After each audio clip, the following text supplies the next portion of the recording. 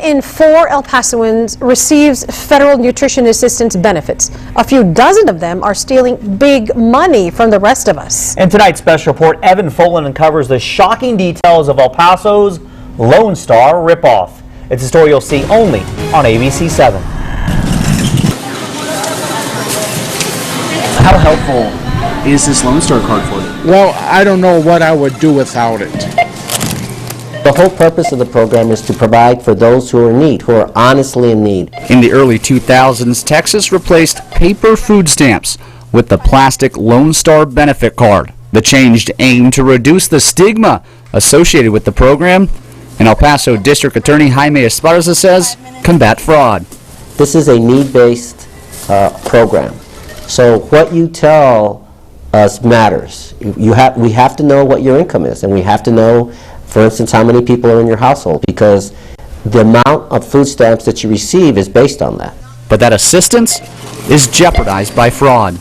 Well, you're right. There are people that abuse it. There are crooks who lie and who use this little card, the Lone Star card. State Inspector General Stuart Bowen and his team hunt down the abusers. My job, the job of the 17 investigators that work here in El Paso, is to crack down on those crooks who are stealing his money.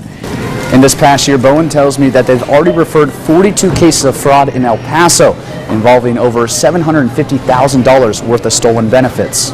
I think the allocation of the government money, it's not an infinite resource. So it's a finite resource. And so if you are one who takes advantage of the system, I do think you're making it more difficult for us to give to those who are in need. Prosecutors say the most common fraud in El Paso stems from lying about income or the number of household members to boost the monthly allowance. Those two, and then deception about address, whether you are in fact at that location that you are claiming benefits. Those three are the primary forms of crime. She received the following excessive benefits. So she received $22,000 extra, up a total of $45,000. That she did not deserve. That she did not deserve, right. The amounts differ, but the story stays the same, over and over. Nenfrey Sanchez pleaded guilty to fraud and 2 other counts. She's serving 5 years probation and owes $17,000 in restitution.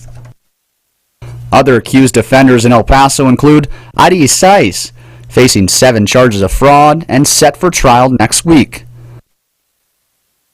Elizabeth Ochoa faces 10 charges of fraud involving more than $20,000 and is expected in court next April. Although we were unable to find them, their records will follow them. We're the front line in fighting that fraud. When we find it, we take it to the prosecutor and get those people convicted. Even so, guilty verdicts rarely result in time behind bars. The most significant consequences, besides the felony conviction and how that affects your record, is that the defendant will have to pay the restitution in order to get probation. We won't give you probation if you don't pay that. And you will lose your ability to receive food stamps for a period of time.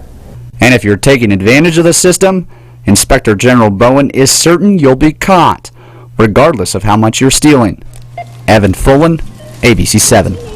And if you know of someone who is abusing the system, you can report the offenders by calling the number on your screen. That's 1-800-424-9121.